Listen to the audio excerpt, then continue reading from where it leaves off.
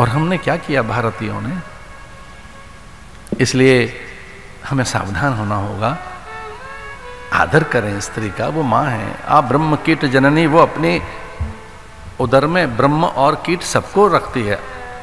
करा अंगुल्य नखोत्पन्ना नारायण दशाकृति, उसे नारायण की उत्पत्ति होती है। वो अवतारों को जनती है।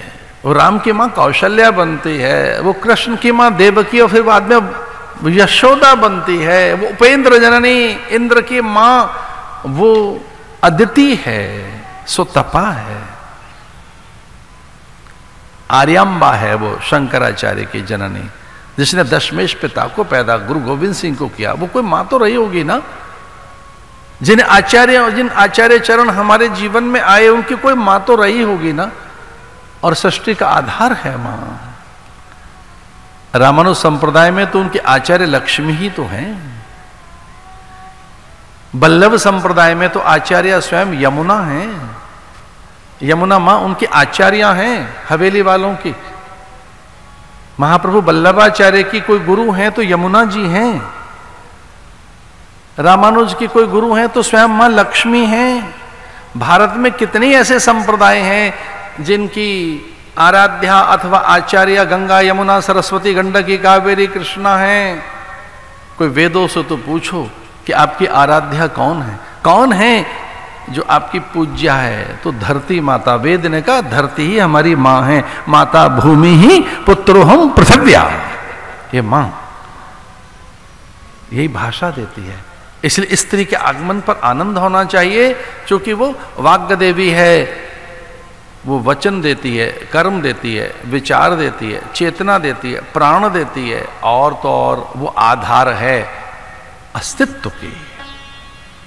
इस धरती पर कोई भी प्राणी अभी तक भी अपने पिता के स्वर नहीं बोल सका है। वो जीव जंतु कीट मीन मतंग भृंग कुरंग जलचर थलचर नभचर, जितने भी जीव जंतु हैं, 84 लाख योनि में जितने जीव जंतु हैं, वो जब बोलते हैं उनकी कोई भाषा है तो अपनी मां से सीखिए। वो अपनी मातृभाषा बोलते हैं, पिता की भाषा नहीं बोलते।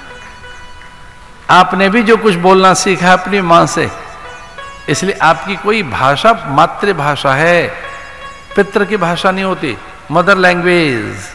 आप कुछ भी जो बोल रहे हो, वो बागड़ी बोल रहे हो या मेवाड़ी या मारवाड़ी या कि हाड़ौती या कि मेवाती। राजस्थान ऐसे तो बटा है इनमें।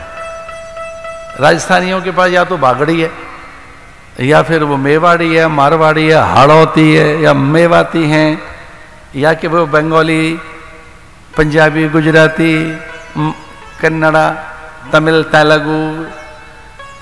ये भाषा क्या है? मां की।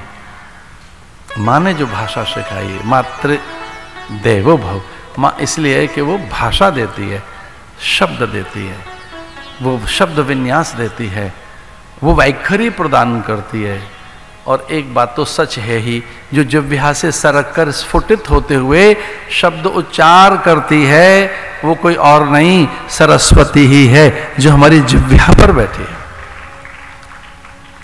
सर्व भाषामयीं सरस्वती।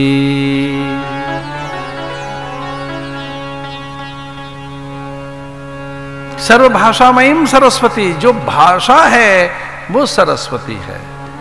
इसलिए कन्याओं के आगमन पर आदर करिए, उसका अनादर न करें।